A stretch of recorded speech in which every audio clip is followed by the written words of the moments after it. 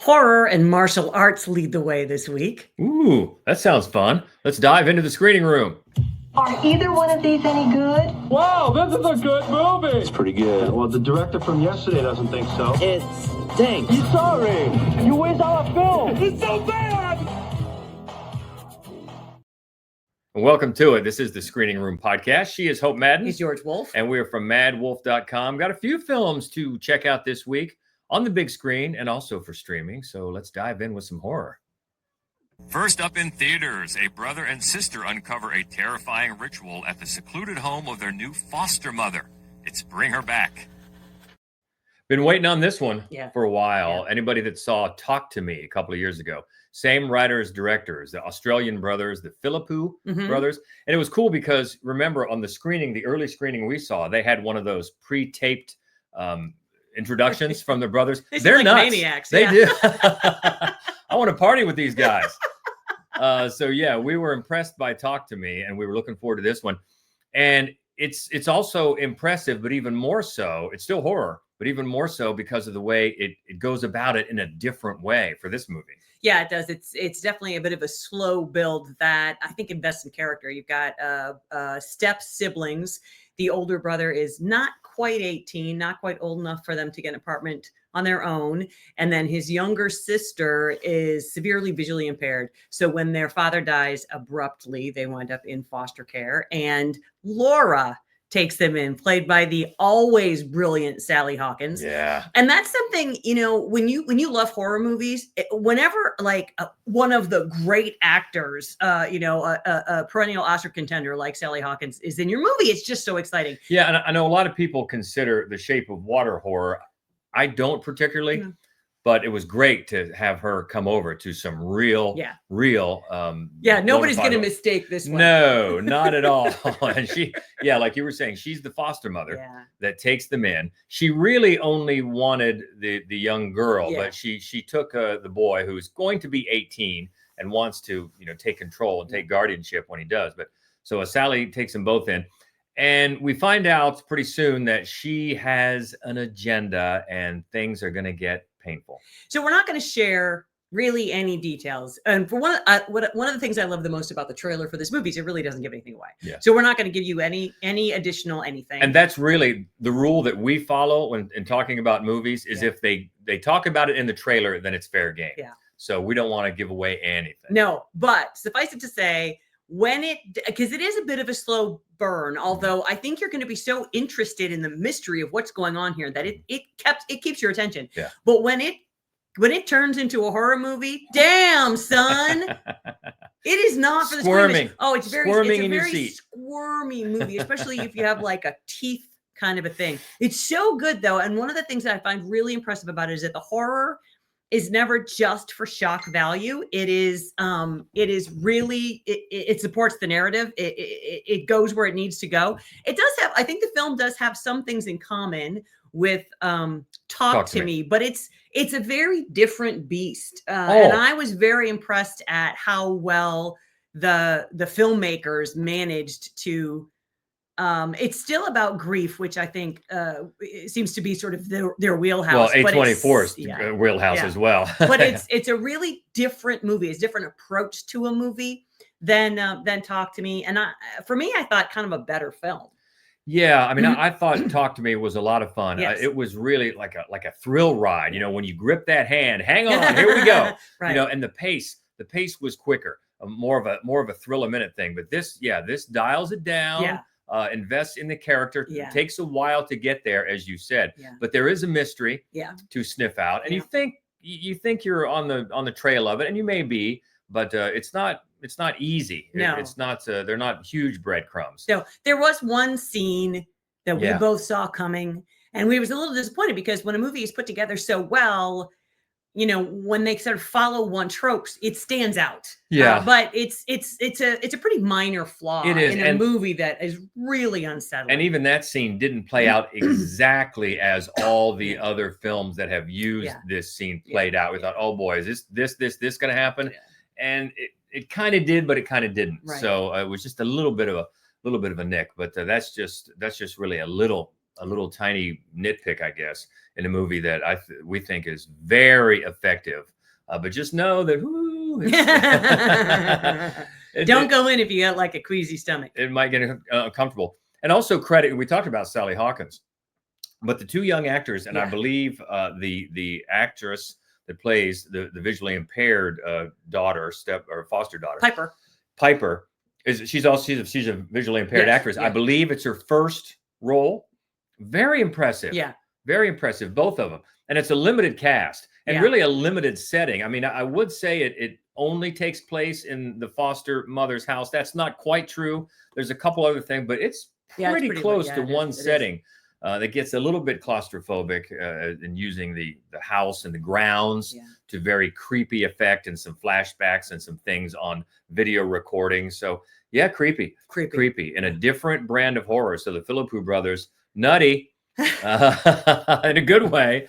They should run that intro from them on all the screenings. I think you'd be like, I'm into this.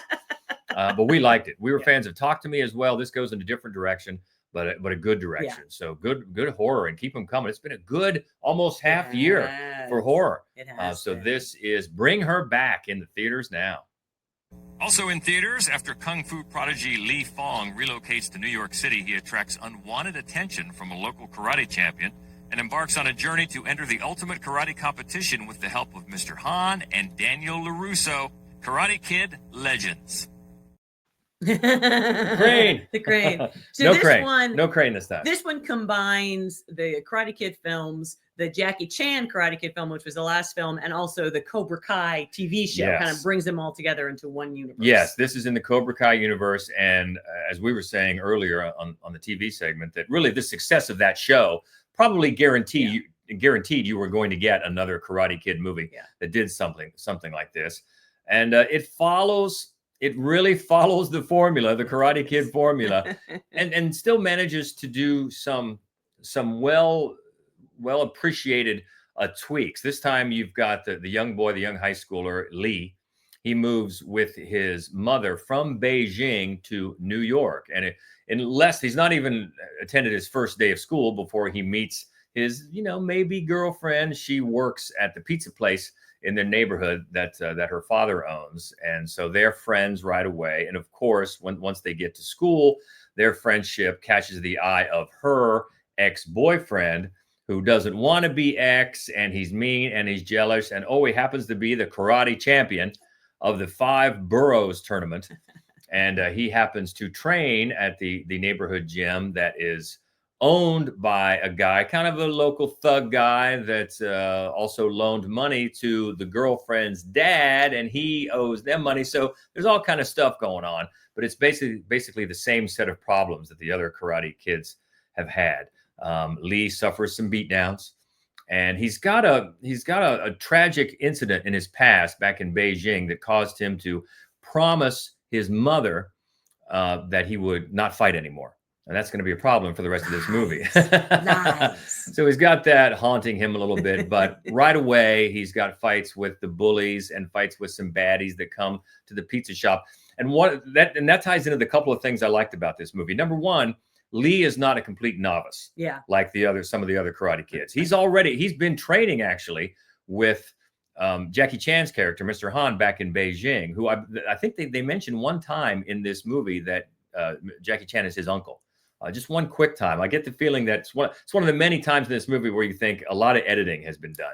Yes. But so you sense a family bond there. So he's been training with Jackie Chan. So he's got a good grasp on things, which is cool, because then the dad, the pizza shop owner, played by Joshua Jackson, he used to be a boxer back in the day, and he's going to enter his own tournament to box and try to win enough money to pay off the debts that he owes.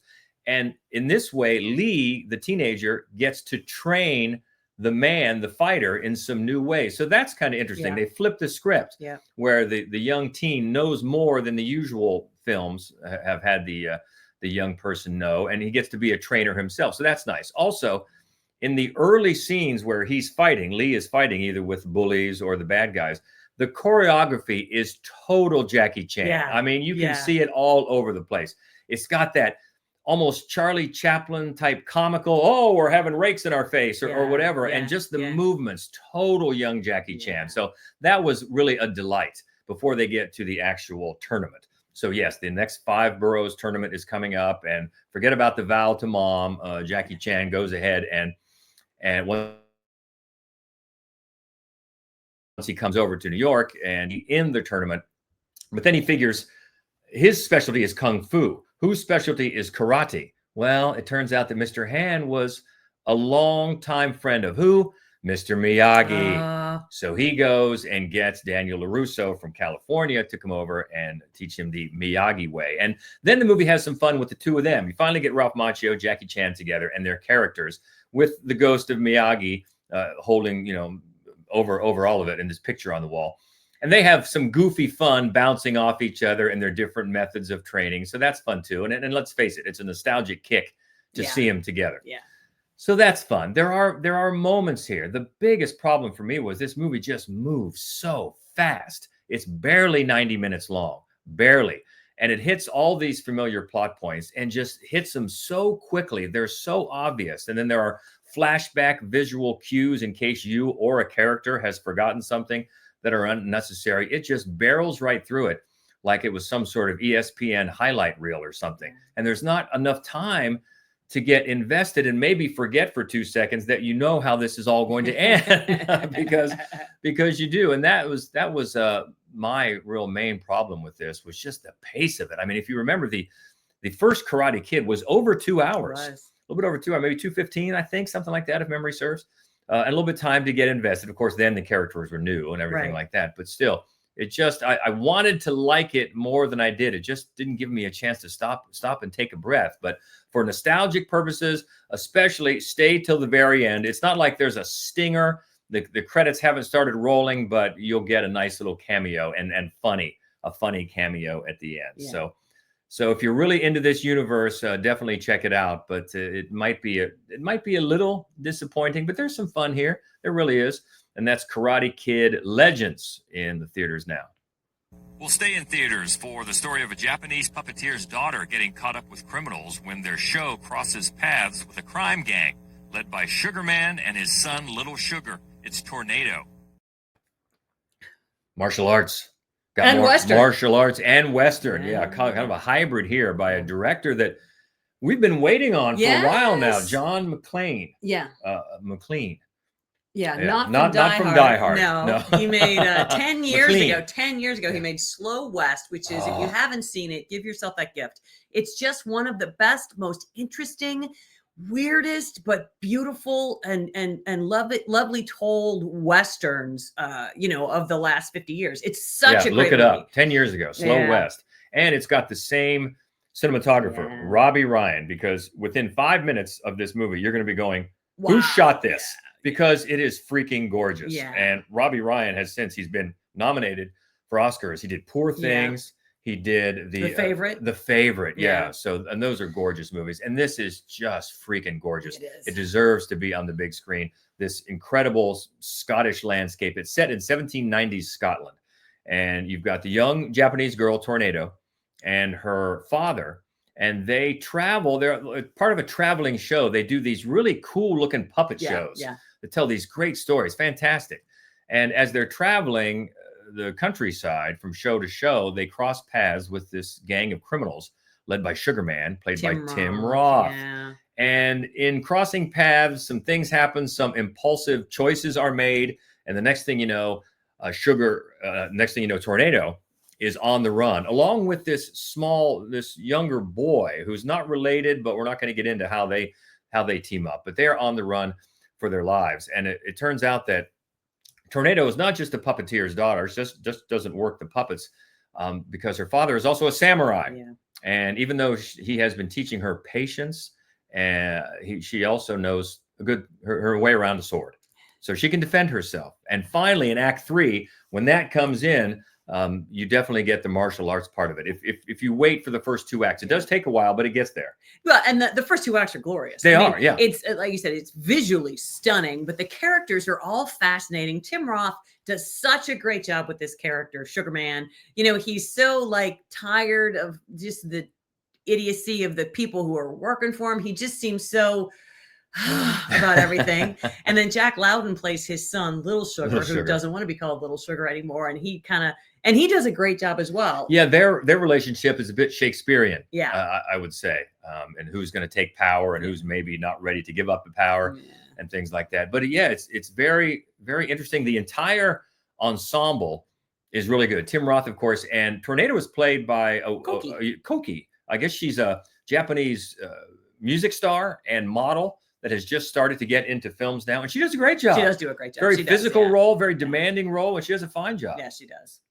Yeah, and this is one that I think maybe the transition from Western to martial arts, not always seamless. There's a couple of clunky moments, I think, in it, but if, on the whole, if you are ready for that Western martial arts, I mean, it really fits the bill. It does, yeah, it's great. It's just beautiful. And I would really recommend not waiting for this to stream because, again, it just takes 2 minutes to look at the screen and just think, wow, this just looks fantastic. And I hope we see more from John McLean than every 10 years. I mean, he has done some other projects. I guess he's worked in TV and things like that. But man, 10 years to follow up Slow West. And go back and look up Slow West if you haven't seen that, because it's got Fassbender and Ben Mendelsohn and Cody Smith-McPhee.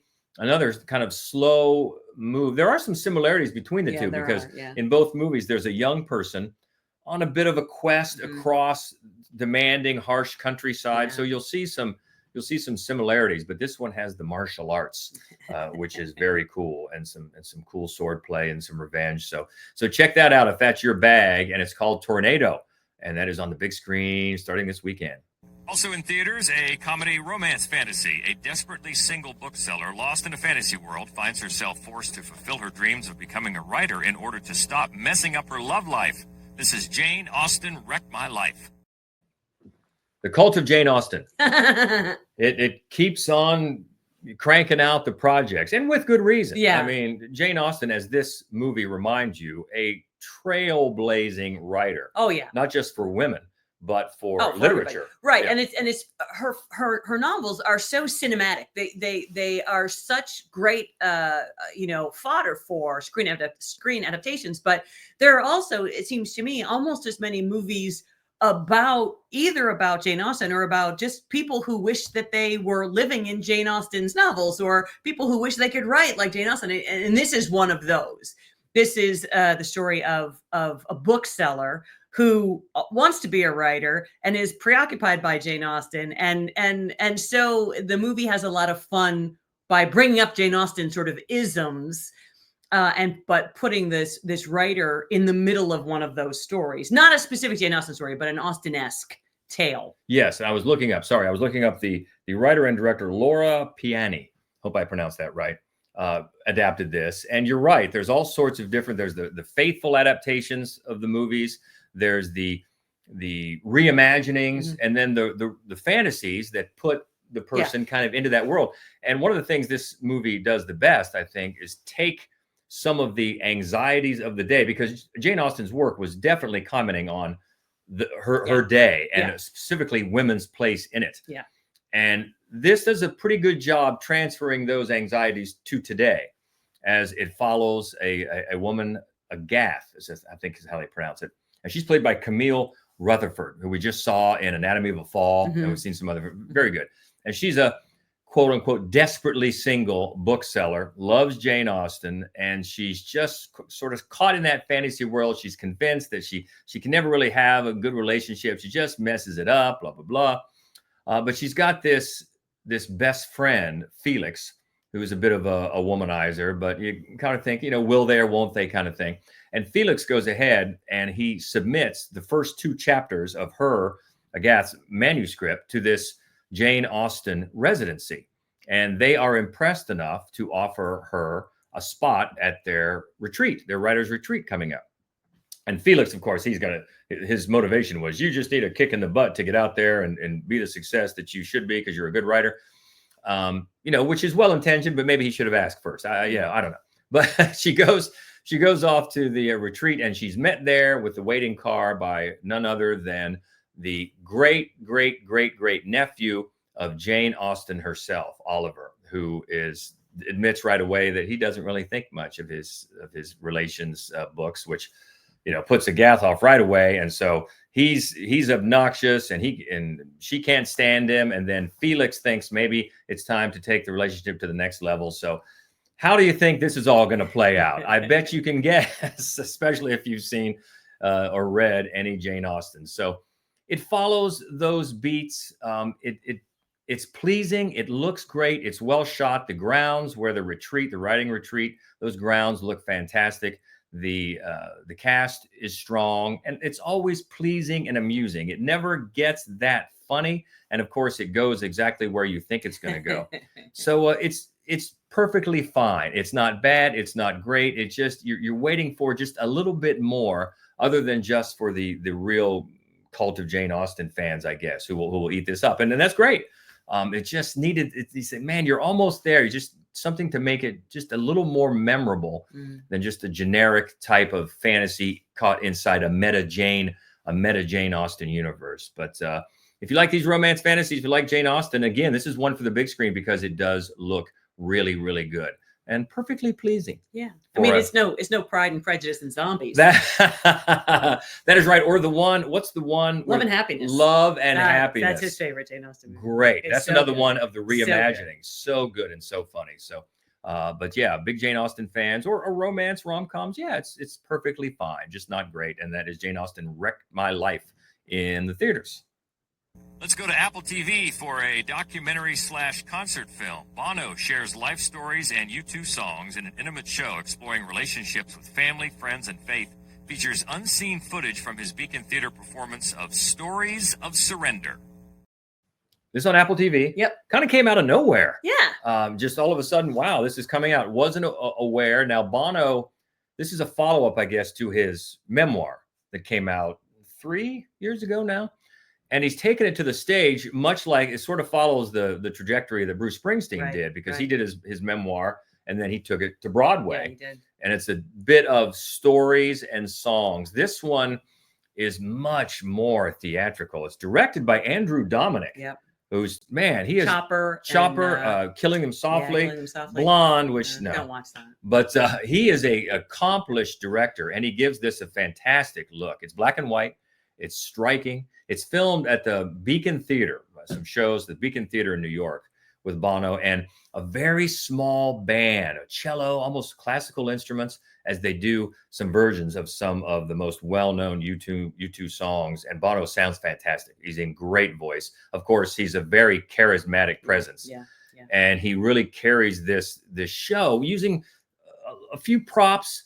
Chairs. When he talks about people, he'll have an empty chair there where he's talking about the formation of U2 and the other band members, or his parents, or his wife, as he tells these stories about his life. And he describes it as song stories and a little bit of mischief. And you do get that. And he's very self-aware. He knows that this bit of navel gazing comes off as pretentious since he is a rich superstar. He knows that, but he's willing to try to bare his soul and dig in to his own psyche and things that made him, and his relationships, his anxieties, his shortcomings as a son, as a father, as a bandmate, as a husband. And it comes off as very, very endearing for a big, rich superstar. And he has a great rapport with the crowd. If you've seen U2 live, you know that. He's a born performer. He's in great voice. He is in great voice. And it's weird, too, because he talks about, I don't know how old he is, but he's not a young man anymore. He talks about how over the years his voice has gotten higher, that he always wanted to be that Irish tenor, and he never really was. And he says now he is. And it's hard to argue because he sounds great. And these are fantastic stripped down versions of the songs. So I'd say for U2 fans, do not miss this. Casual fans and just music fans, I think you'll be interested because it's a different take on a music doc. It's a music doc / concert film. Right. But I think for U2 fans, this is one you will not want to miss. And maybe when it's available on physical media, if it is, try to get it. But it was really, really compelling, I think, for me. And we're pretty big U2 fans. I mean, not as big as, say, Bruce, but love these songs, especially when they're reimagined like this. And of course, Bono over the years, Bono and U2, they've taken some creative risks that haven't always panned out. Right. But this one is a really nice risk that does, I think. And I could really get the sense that the crowd at the theater that night was just enraptured. They really were. And I can see why, because it's a great show that is given a really nice cinematic treatment here by Andrew Dominic. So definitely recommend this one. On Apple TV is right now the only place you can catch it. So if you have Apple TV, don't miss that. That is called Bono, Stories of Surrender. All right. Oh, there's a Schlocketeer. Do we have, are we schlocking and rolling? We are. There he is. Hey. How are you, friend? Good. How are you? We're good. We're trying. I don't know if it is where you are. We're trying to just stay dry. It won't stop raining. Yeah, it's pretty wet here. Every day. That's kind of movie weather. So people, yes, it is time for the movies. So you're checking out the studio news and notes. What are you seeing and hearing? Well, first off, if you want to see one of the best movies of the year, Ryan Coogler's Sinners will finally arrive on VOD on June 3rd. You should see it in theaters before then if you can, but if you can't, then you can at least watch it at home. And hopefully, if your theater has 70 millimeter, which we are still waiting to get out to see, boy, we cannot wait to see it again. In 70 millimeter. Yes, one of the best for sure. Yeah. And director Trey Edward Schultz's film Hurry Up Tomorrow will hit VOD on June 6th. And then a bit of a curveball here. There is a remake of the 1974 French cult sex drama Emmanuel that is hitting VOD on June 6th, courtesy of Neon. It kind of slipped in under the radar. It sure did. Who's in that? Yeah. I know Naomi Watts is in it, but it's mostly French performers. Okay. So this didn't hit theaters at all? Not here. It did elsewhere in the world, but not here in the U.S. Okay, fair enough. And then beginning June 7th, the music documentary Becoming Led Zeppelin will be available to stream on Netflix. I'll tell you, we've been talking a lot about music documentaries here in the last few months, and that's another good one too. I really enjoyed that. Led Zeppelin fans, do not miss it. And then they're pivoting. There's a new Sony animated movie called K-Pop Demon Hunters that will also premiere on Netflix, in this case on June 20th. K-Pop Demon Hunters. Yep. Okay. I like half of that title. There's a new documentary called Jaws at 50, the definitive inside story that will be premiering on Hulu and Disney Plus on July 11th. Oh, wow. I can't wait. I want to see that. Everything Jaws, especially on the 50th anniversary. Yeah. Oh, for sure. And then in a somewhat amusing turn of events, despite the fact that Warner Brothers sold the film off to another distributor for its theatrical release, the new Looney Tunes film, The Day the Earth Blew Up, will be available to stream on HBO Max come June 27th. That was pretty good. I enjoyed that. I didn't expect to, honestly, but I did. Yeah, this is a lot of fun. It was. There's a Pete Davidson thriller called The Home that is hitting theaters on July 25th. Just saw the trailer for that yesterday. Yep. Interesting. By somebody with the Purge producers or so. I just saw it pop up in the trailer. Yeah, I think so. Yeah. Looks interesting. Yeah. And then continuing with Pete Davidson, there's an Amazon Prime heist comedy premiering on August 6th called The Pickup. It stars Eddie Murphy, Pete Davidson, Keke Palmer, and Eva Longoria. Okay. And Lionsgate will release Aziz Ansari's Guardian Angel comedy Good Fortune in theaters on October 17th. It also stars Keanu Reeves as Aziz Ansari's Guardian Angel. The trailer's pretty hilarious. And it also has Seth Rogen, Sandra Oh, and Keke Palmer in it. Keke Palmer's everywhere. Yeah. Yes, she is. Universal and Focus Features have moved up the theatrical release of Yorgos Lanthimos' sci-fi comedy Begonia by a couple of weeks to October 24th, followed by a wide release a week later on the 31st. Yay. Always like his stuff. Oh, wow. Yeah. And then Sony will release Richard Linklater's Blue Moon in theaters on October 24th. And also that date, especially for you two, is the theatrical release of Scott Cooper's Deliver Us from Nowhere. No. Yes. the Springsteen biopic, and the guy from The Bear. What's it? Jeremy Allen White. Yeah, he's playing Bruce. Yeah. I keep seeing some still photos from on the set, and it seems like Bruce was decently involved in that he was on set at least some of the time. So yeah, looking forward to that, because Scott Cooper did Crazy Heart. Yes. Yes, he did. And Hostiles, which is a favorite Western of mine. Yeah. So good stuff.